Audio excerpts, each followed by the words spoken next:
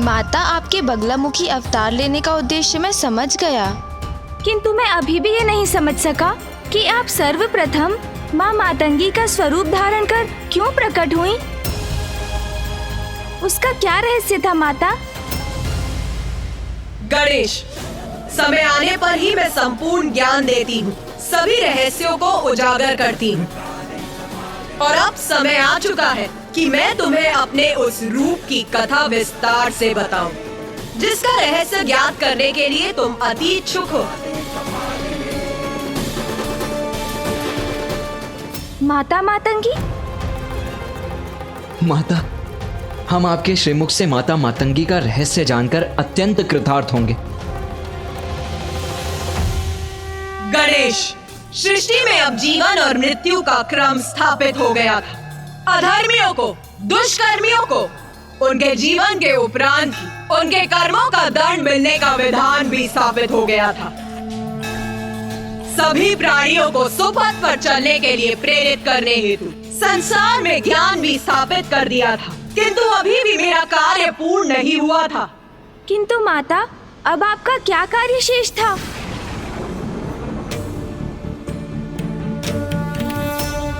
हाँ माँ, बताइए माँ। गूढ़ ज्ञान समझना कठिन होता है गणेश। उसे जन सामान्य तक पहुंचाकर उसका प्रसार करने हेतु उसमें रस का मिश्रण करना अत्यंत आवश्यक था, और ये कार्य एक लेखक, एक कलाकार ही कर सकते थे। और यही कारण था मेरे देवी मातंगी रूप को धारण करने का।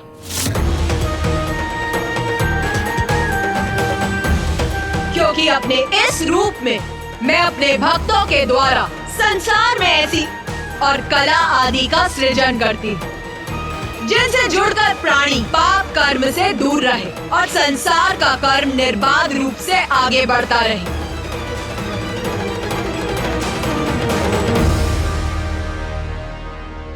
माता, अब मैं समझा कि आपने मुझे यहाँ क्यों बुलाया है। मैं तो ध्यान में मग्न था माता।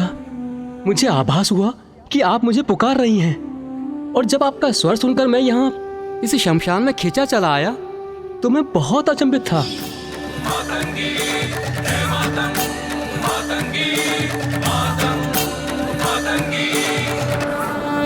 किंतु अब मुझे स्पष्ट हुआ कि ये आपकी ही लीला है, और आपने अपनी ही लीला का ग्रंथ रचने के लिए मुझे यहाँ पर बुलाया है। हाँ पुत्र मार्कंडे, मेरी इच्छा है कि तुम मेरी समस्त लीलाओं का विस्तृत विवरण देने वाली पुराण की रचना करो, और उस पुराण का नाम होगा मार्कंडेय पुराण।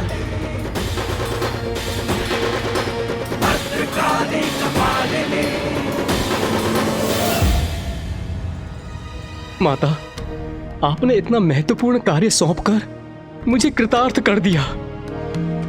माता, इसी क्रम में मुझे बताने की कृपा करें कि जो भक्त संपूर्ण निष्ठा और भक्ति से आपके दैवी मातंगी रूप की साधना करते हैं, उनको आपकी कृपा स्वरूप क्या फल प्राप्त होता है? देवी मातंगी रूप में मेरी पूजा करने से मेरे भक्तों को वाक शक्ति और उच्च कलाओं की सिद्धि प्राप्त होती।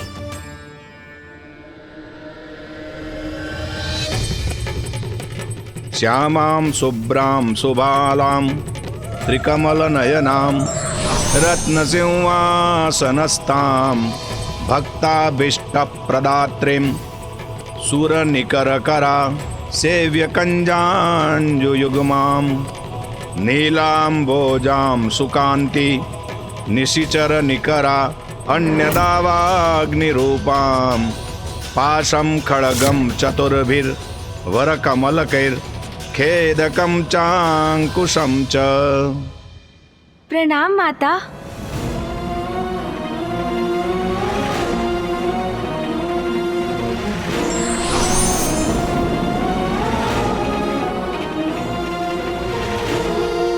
मुझे प्रतीत हो रहा है कि इस विषय को लेकर तुम्हारे मन में अभी भी संशय शेष है। संकोच मत करो, पूछो गणेश। क्या पूछना चाहते हो गणेश? माता, आपने ऋषि मार्कंडे को पुराण की रचना का निर्देश तो दे दिया, किंतु वो आपके दशम स्वरूप को जाने बिना ये कार्य कैसे पूर्ण कर सकेंगे? अभी तो आपने हमें अपने 9 महाविद्या स्वरूप का ही परिचय दिया है। उचित। तो सुनो मेरे दशम महाविद्या स्वरूप की लीला।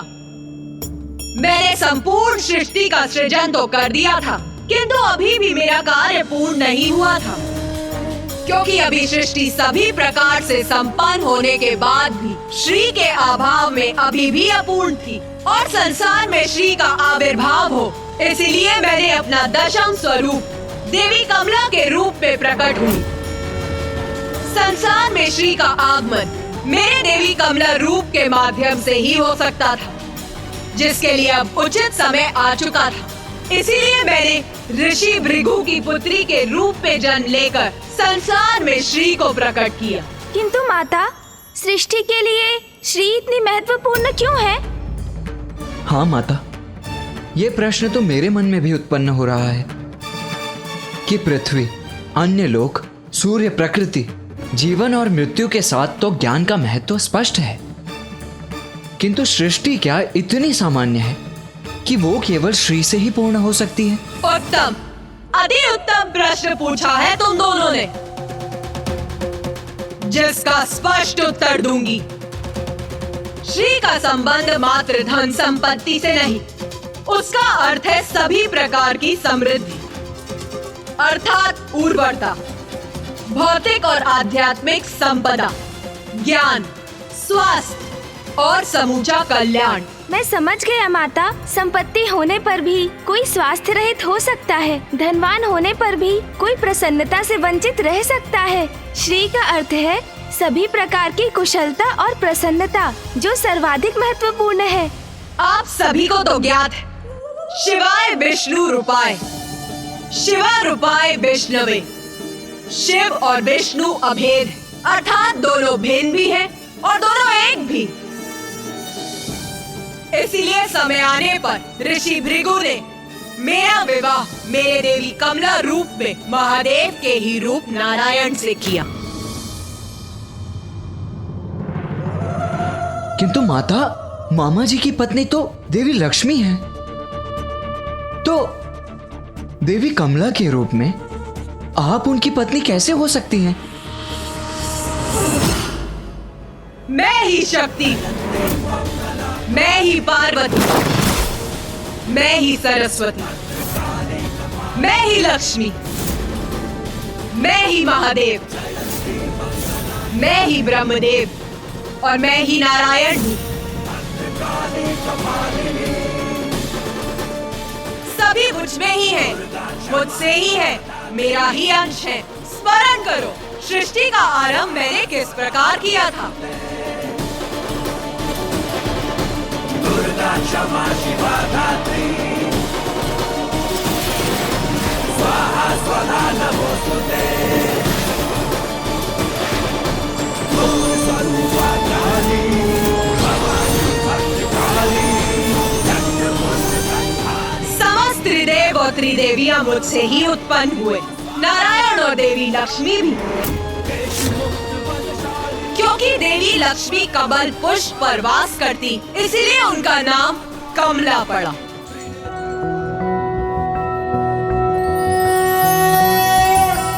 त्रैलोक्य पूजित देवी कमले, विष्णु वल्लभे यथा त्वमचल, कृष्णे तथा भवमयी स्थिरा। मामी जी, माता कमला।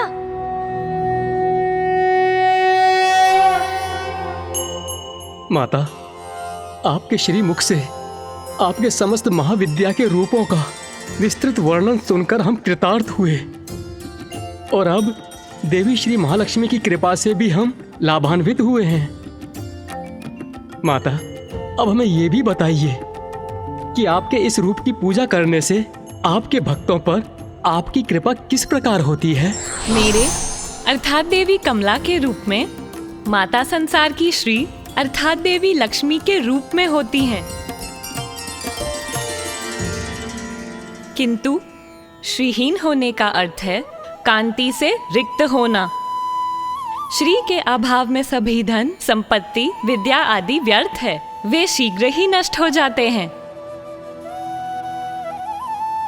संसार को श्रीयुक्त करने हेतु ही श्री महाकाली मुझे प्रकट करती हैं।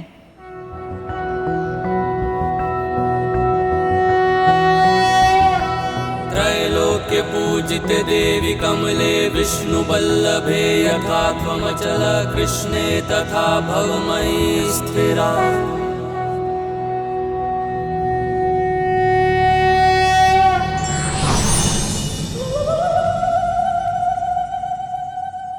इस प्रकार मैं अपने महाविद्या स्वरूपों के माध्यम से संसार का सृजन करती और उस संपूर्ण अवधि में महादेव मेरे साथ होते। वो शक्तिशाली हैं क्योंकि उनकी शक्ति मेरे रूप में उनके साथ होती। संसार में जो भी शक्ति व्याप्त है वो मुझसे ही है। प्रत्येक प्राण में अर्थात देव दानव, पशु पक्षी, पेड़ पौधे, सूर्य चंद्रमा, उन सभी की शक्ति मुझसे ही है। उन सभी के कण कण की शक्ति मैं ही हूँ। मुझसे ही ये संसार है।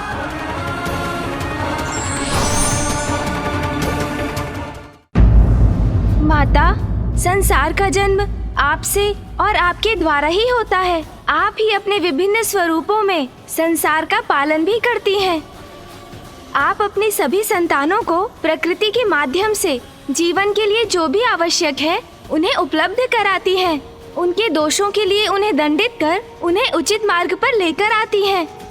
किंतु माता, क्या यही क्रम अनंत काल के लिए स्थिर है?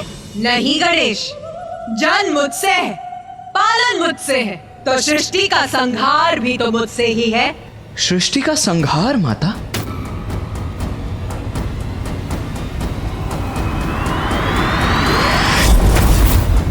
मनुष्य हो अथवा असुर, प्रत्येक लोक में सभी अपनी महत्वाकांक्षा को सिद्ध करने हेतु संघर्ष का मार्ग अपनाते हैं। छोटी छोटी बातों पर जहाँ असुर एक दूसरे का ही संहार करने लगते हैं, वही ऋषि मुनि अपने को सर्वोच्च सिद्ध करने हेतु भगवान की पूजा छोड़कर अस्त्र शस्त्र उठा लेते हैं।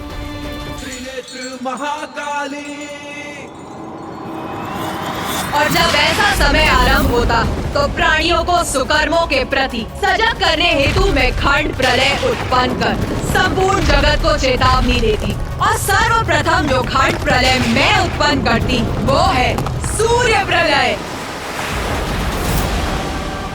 देवी तारा, देवी तारा, देवी तारा।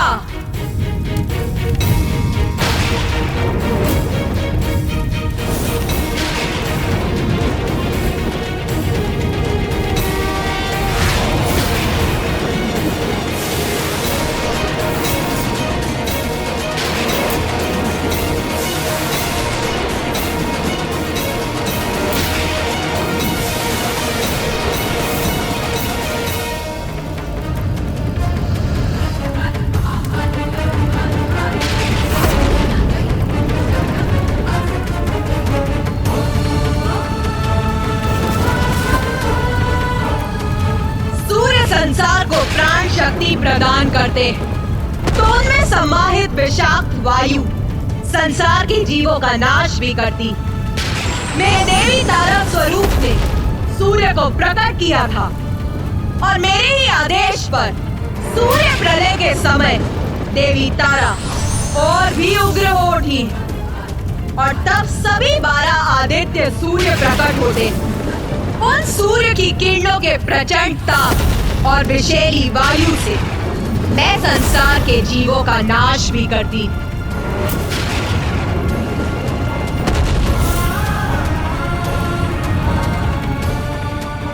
धर्म का पालन और धर्मोचित मार्ग पर चलना ही उचित है।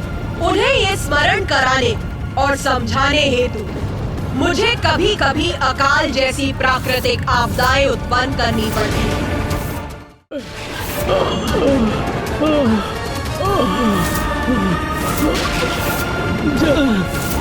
भोजन भोजन जल।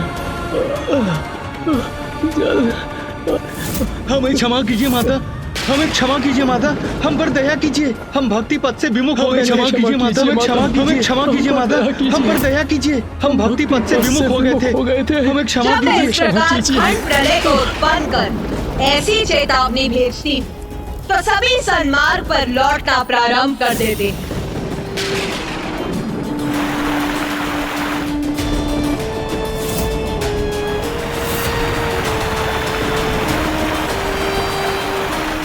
इस प्रकार मैं सृष्टि में अनुशासन, सुव्यवस्था और शांति स्थापित कर देती हूँ, किंतु उसे दीर्घ अवधि तक स्थिर रखना अधिक कठिन है। वो किसी न किसी कारण से भंग हो ही जाती है। मनुष्य पुनः अपने पथ से भटक जाते हैं और मेरे क्रोध को जागृत करने का कारण बनते हैं।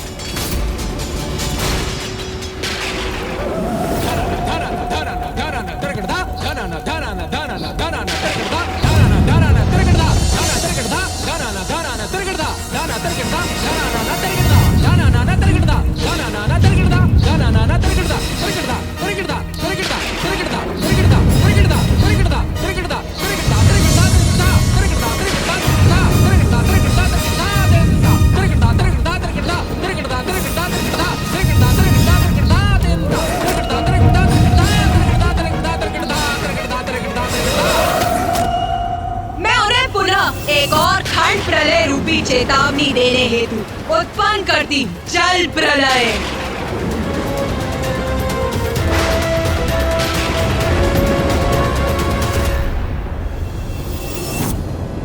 इन खंड प्रलय के रूपों में मैं ये चेतावनी भेजती तो कुछ प्राणी उससे उचित पाठ सीखकर अपने भीतर सुधार लाकर सदाचार के पथ पर अग्रसर होते, किंतु कुछ ऐसे भी होते जो इतने पर भी सद्मार्ग पर नहीं लौटते।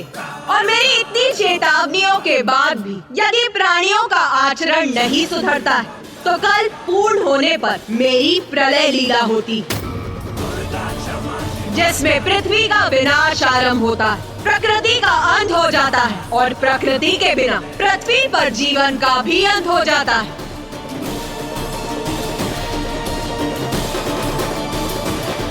देवी षोडशी।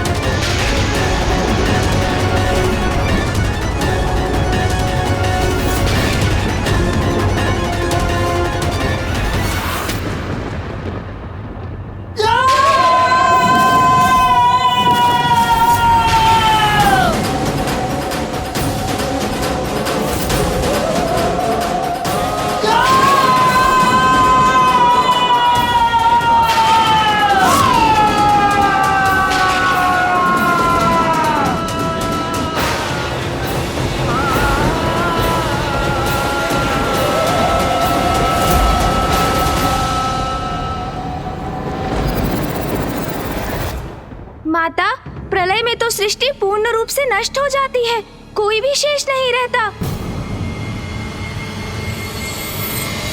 हाँ पुत्र, उचित दिशा में देख रहे हो तो तुम्हारी दृष्टि से ही तुम्हारे विचार इंगित हो रहे हैं, जो सर्वथा उचित है।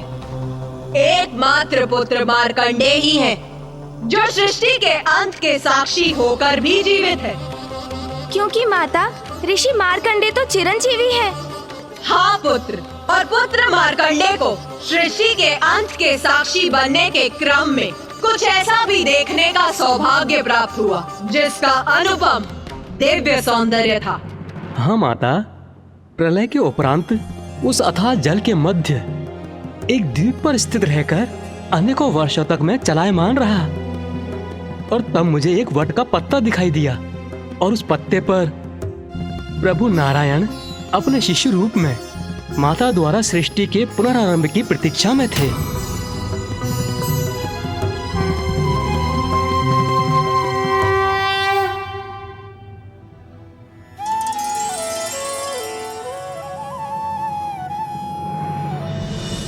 जब ऐसा दिव्य दृश्य उत्पन्न होता है तब मैं पृथ्वी का पुनः सृजन कर सभी जीवों में प्राण भरती, और जब 4 युग बीत जाते हैं और मनुष्य सुपथ से भटकने लगते हैं तो मैं विभिन्न संकेतों से उन्हें पुनः सावधान करती, और फिर कल्पांत में प्रलय के माध्यम से मैं सृष्टि को पुनः नष्ट करती, और यही क्रम सदैव चलता रहता है। और फिर एक समय ऐसा आता है जब मैं पूर्ण विनाश करने का निर्णय लेती, और तब महाप्रलय उत्पन्न होती। महाप्रलय?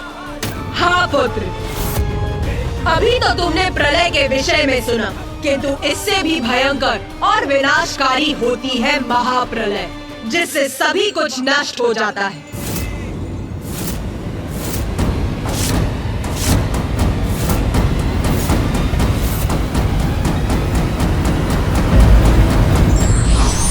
सृष्टि में सब कुछ नश्वर है, इसलिए माया का मोह त्याग कर कर्म करते हुए हमें ईश्वर की भक्ति का मार्ग चुनना चाहिए।